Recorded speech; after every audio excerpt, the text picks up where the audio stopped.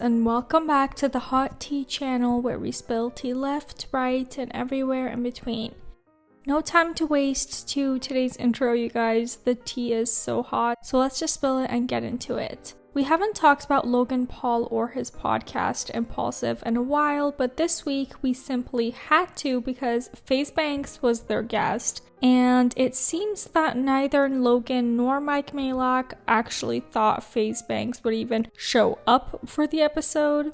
I have tried to get this man on this show so many fucking times. Yeah. We have had production teams come out, setups done, locations, everything done to have him do what he does and what everyone knows him to do, which is go out the entire night before, go crazy in a way that only he can, and not show up for the episode. Not him creeping back inside in the back. This is actually the 5th time that they've tried to get Faze Banks on the show, and the last time apparently was in Miami, which was not a good idea according to these guys. Now, we have covered quite a bit on Faze Banks, specifically during our Alissa Violet deep dive, which you guys should check out after this video, but he's basically a gamer and YouTuber who blew up to the surprise of even himself. But since his come up on YouTube the past few years, he's been pretty quiet, and he also recognizes this himself. This, as far as time goes, will probably be the most time I've spent on YouTube in years,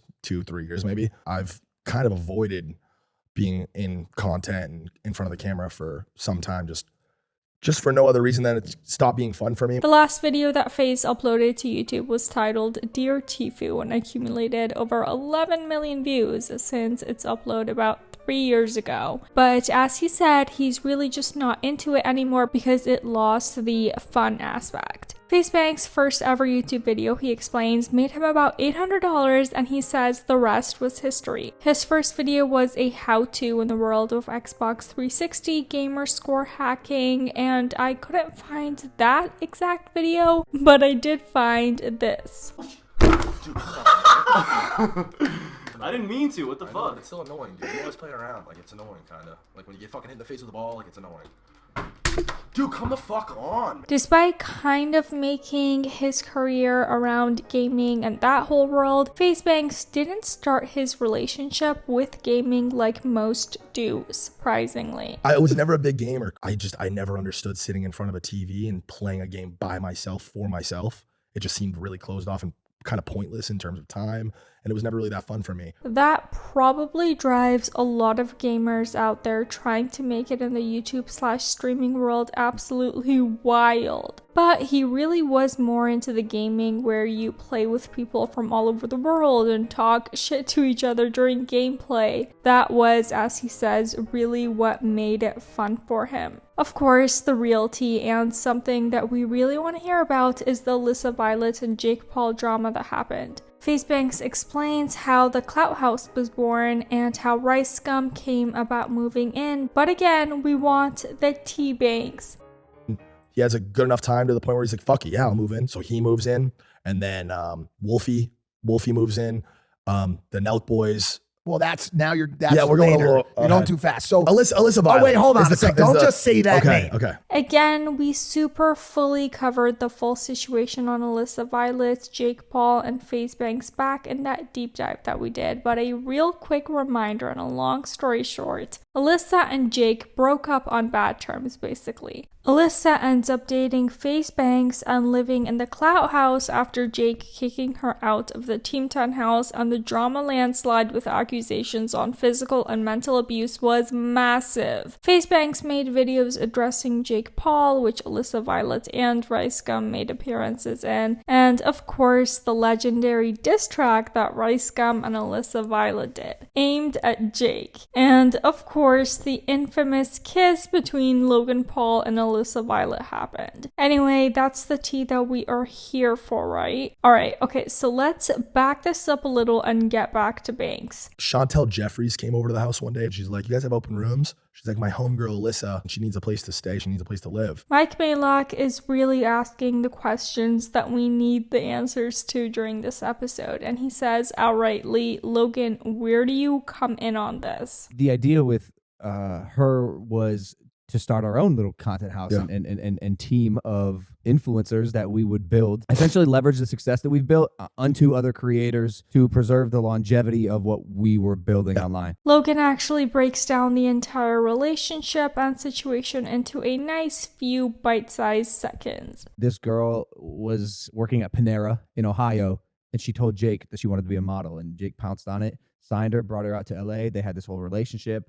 It fell apart, and then I think she made her way then into your life, which... Yeah. Faze Banks says that Alissa Violet has something so special, and they seemingly all agree that if she had put even 5% of the effort into her content that the Paul brothers did, she would have been the most successful female YouTuber out there. Faze says that they would shoot little stupid skits with her and it would get 10 million views. And he reckons that she just had something special and girls relate with her because she's not afraid to be goofy and has never been, quote, too cool for school. Faze and Alissa actually met the day that she came over to film the diss track with Rice Gum. I meet this girl and we connected instantly. And it was just one of those situations where when you find a girl that you eventually date and you fall in love with, it's one of those things, there's no way to you can't put your finger on it, but you want to spend every minute with them. You just want to talk to them about nothing. It's clear, at least in my opinion, that Faze Banks still has and has for a while feelings for Alissa Violet. I really don't think that this is a secret at this point. What do you guys think? She had way more clout than me. She had more money than me. She was fucking just everything that I had, she had more of it. And still, she wanted to spend time with me and be near me and told me she loved me, right? So I just was like, wow, this is like, why does this girl like me so much? Turns out that when Mike and Faze Banks met, the whole Alissa versus Paul beef thing was very much alive. So kind of by proxy, Banks and Mike were enemies at that time. But they ended up clicking eventually, and possibly Mike Majlak was one of the only people in the world who wanted to see this beef end. I feel like you were the catalyst in a lot of ways. Time has helped too. I mean, obviously Alissa has gone and found love elsewhere, and I've done my thing, and Jake doesn't give a fuck anymore. It's like at the end of the day, all that stemmed, and thank God, by the way, because we ran YouTube for a minute. Faze Banks says that while the drama was awful, it was also legendary, and I kind of have to agree with him on that. But as for the relationship between Banks and Alissa, he still loves her, but maybe just in a different way now. And he actually is grateful that as much drama as they experienced, not much of it ended up online. And I'd always said to her, no matter what, I want to be your friend and I want to be there for you. And we still are, thank God, to this day. She's my family. She always will be. I wish her nothing but the best. We still talk regularly. And as for them getting back together, You miss her? I do not miss our relationship. No. You couldn't fucking pay me. Yeah, you guys remember to do it again, but I wouldn't change it. I wouldn't undo it. I don't know why I want to see them back together, but I just do. But of course, if it's better for them to be apart, then that's likely the right decision for them. Especially when consider the story that Faze Banks tells here about how on a regular occasion, Alissa would show up at his house even though they were not together. Alissa would do this from time to time. When she knew the girls were there. Yeah, she showed up. No, she would walk in and talk shit to 50 girls. Listen, we broke up 2 years ago. Like, what are we doing right now? I'd ordered 3 boxes of Krispy Kreme donuts and I was walking her out to her Uber or car and she fucking booted the donuts out. They move on and talk about the house that Mike, Rice Gum, Aiden Ross, Summer Rae, and Faze Banks lived in. And at that time, Banks had a podcast, and I think you know where this is going, right? Mom's Basement. Rest in peace. With Keemstar. Yep. And on one of those shows, I had something to say that was just not so fond of one of the co-hosts of my show. I remember. I forget what it was. What did you say? Call me a dick rider.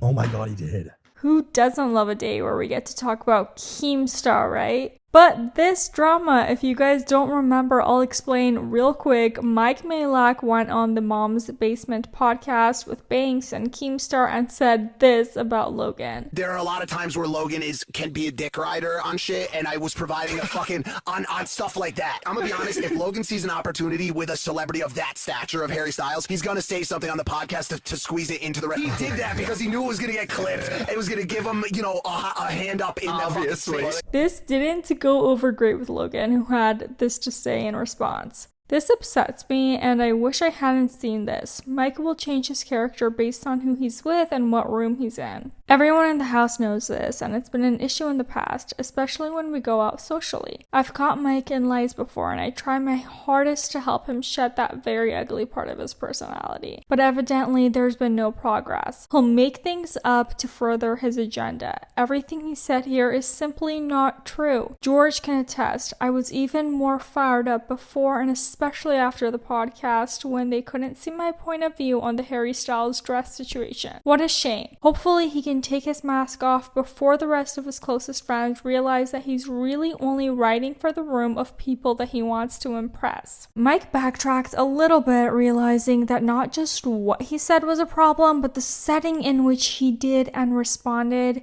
You said I will never admit when I'm wrong. Well, let me correct that behavior. I was wrong here. I made a tasteless comment. If I made it around Logan and our friends, that would be one thing, but I didn't. I love to run my mouth, say things sarcastically, and mess around, and sometimes that bites me. Anybody who knows anything knows I have done nothing but push tirelessly as a member of Team Maverick since the day I joined. Logan and I are handling this behind the scenes, as we should, and I'm working on adjusting how and when I say certain things. Well, back to this week's podcast with Mike and Logan. Logan jokes that comment that Mike made on the Mom's Basement podcast is the sole reason that he does not have any equity stake in Prime. But really, for me personally as well, the only person involved in that story that I find truthfully annoying and harmful is, of course, Keemstar. And Logan is just as confused as to why Banks would even work with that tool. What do you see in Keemstar? I have changed people's lives in this space. I thrive and love. My favorite side of the content shit is finding someone on the up, teaching them and seeing something that I believe that could be huge. I love that. He explains that because of his love and interest in finding and helping content creators on the up grow even more, he has often got himself hurt by these people. But when push comes to shove and you're down and out in a bad place, you know who your true friends are. So back when Banks was 5150'd, he says that there were only 3 people that called him and checked in on him at the time, and one of them was Keemstar. Everybody wants you back and everybody wants you to do this. And he would call me a lot with that shit. And that meant the fucking world to me. Yeah. And